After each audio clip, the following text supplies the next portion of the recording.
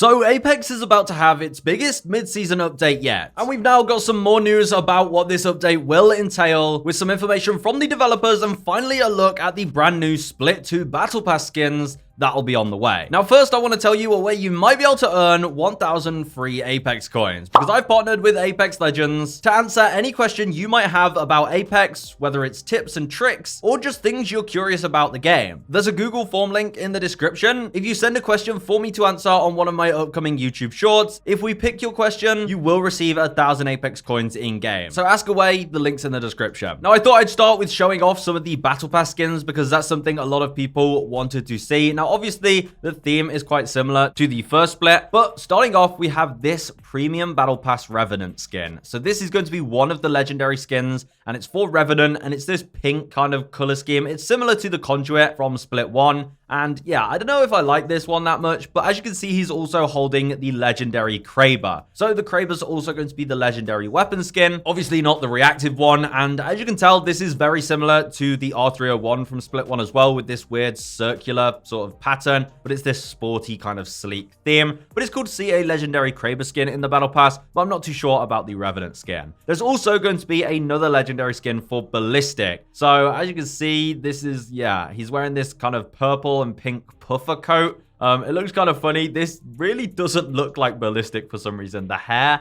and the sunglasses are just, yeah, he's very well combed, I'll tell you that. But yeah, he looks very interesting in this. It doesn't even look like Apex. And as you can see, he's holding the alternator. So I believe this is the reactive alternator. As you can see, it's got this pink and black color scheme. Compared to the orange one in Split 1, honestly, I kind of dig this one. And obviously, it will have the reactive kind of snake skin pattern. It's a very reactive skin, I'll say that. It's sort of always animated, whereas other reactive skins don't really do much until you get a knock or something. This one kind of breathes as you shoot. And this is another look at the skin. You can see with some more of the reaction on it, but it is this sort of black and purple color with hints of that rose pink. And yeah, I think this one looks better than the first one, that's for sure. It's definitely more clean than the orange one. Now, here are the Ultimate Plus skins. Of course, you've got to spend a lot more money for these, but this is the Ballistic one. You can see he's now got a black and orange coat, and he has purple skin. He has this weird sort of skin that they had in the Newcastle and the Conduit skin for Split 1,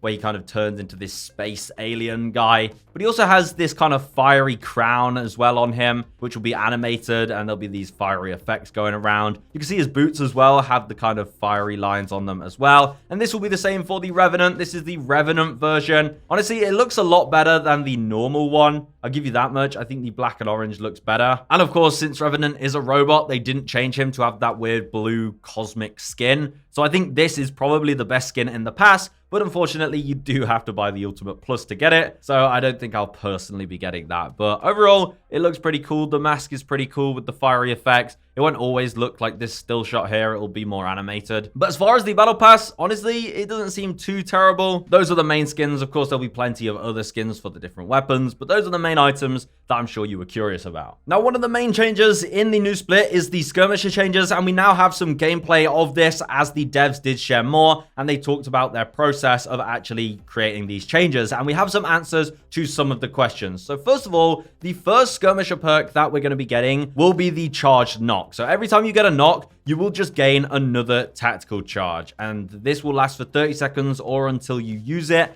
And yeah, it's a second charge, which will be really nice. It'll make you much more fast-paced when you're playing skirmishers, as you'll have your ability to go and chase those knocks. However, the other perk, which we had questions about, is called Trailblazer, and this is the one that gives you a speed boost when you're far away from your teammates. However, this isn't actually a perk for the skirmishers. Although it is the perk that the skirmishers have, this doesn't actually affect the skirmishers, it affects their teammates. So if your teammates are far away from the skirmisher, then they will get a speed boost by looking at them when they're running towards them. So let's say you have a Pathfinder on your team and he zips really far away. Everyone else on that team will get a speed boost when looking and running towards Pathfinder, but Pathfinder himself will not get a speed boost. So it's definitely a good perk as it will give a benefit for the whole team, and it does make sense as skirmishers all have these movement abilities where they can get ahead of their teammates, so it keeps everyone close and it will help you deal with those fights if the skirmisher is applying a lot of pressure. But don't get it twisted, it is not a perk that the skirmisher themselves will get to play. And one of the other big changes was to Wraith. Now Wraith is getting her old Naruto run back, but she's also going to now be able to cancel her tactical. I mean, you can see in the gameplay, this is a big deal for Wraith because it adds so much more unpredictability to Wraith, and it's been a long time since Wraith has been changed, and this definitely adds a very new element to her phase, because normally, you know, once a Wraith goes in phase, you know exactly how long it'll be until she pops out. Now, people can bait you with Wraith's phase, so definitely keep an eye out for it. You can see it in the gameplay. You can just tap the primary fire button, or you can just press the tactical button again, and you can cancel the phase at any time.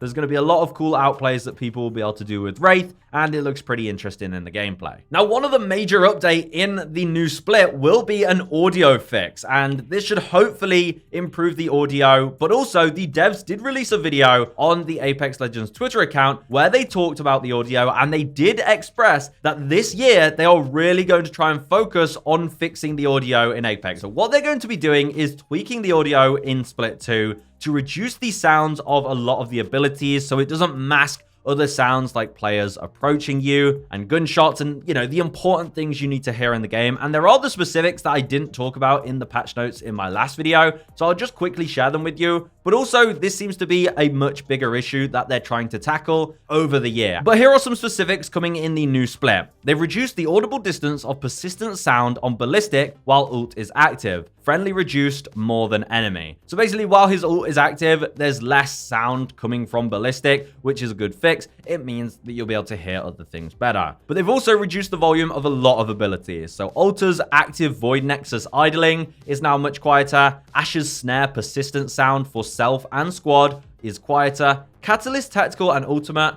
has also been reduced for yourself and your squad, and the audible distance has been reduced, so you won't hear that when your teammate pops the catalyst ult from far away, so you'll just be able to hear things better. You won't just hear that annoying ultimate. Also, caustic gas cloud persistent sound, Mad Maggie's wrecking ball speed burst persistent sound, the persistent smoke for Bangalore's tactical. So all of these persistent sounds that just go on for too long, you don't really need to hear them. Once you've heard the initial sound, you don't need to keep hearing it. You know it's there, so that's really good.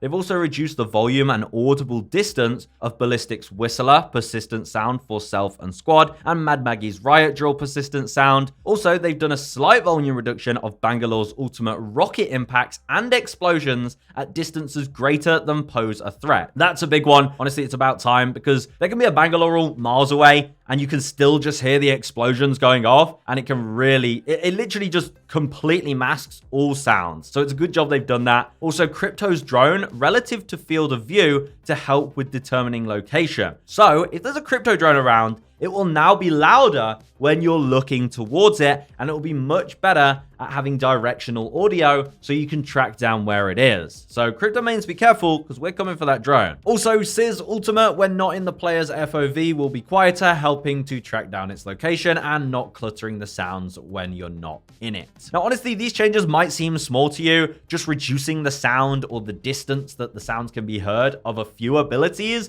but this is a step in the right direction, because audio is a much bigger issue. But from the video that played in the background, the devs really did talk about how it's something that they are trying to fix. And honestly, with how Apex is right now, it seems we're going in a good direction. Big updates in the middle of the season, updates to tackle existing issues. And don't even get me started on next season. Literally in just over a month, we get season 25, and that's when we get the new legend Sparrow. And I believe even a recon update or a recon buff is also potentially coming in season 25, along with many other changes. And having a mid-season update this jam-packed is definitely good for the game. It keeps things exciting, because 3 months of a season with just one set of big changes at the start is definitely too long to keep players interested. So let me know your thoughts on the mid-season update. The devs seem to be giving us pretty good updates about the changes they're making. Also, let me know what you think of the battle pass. Is it any good? Are the skins any good? I don't think they're crazy, but it is what it is. Anyway, I'll see you guys in the next one, and be sure to drop your questions in the Google form below to get a chance at those 1,000 Apex coins. Anyway, goodbye.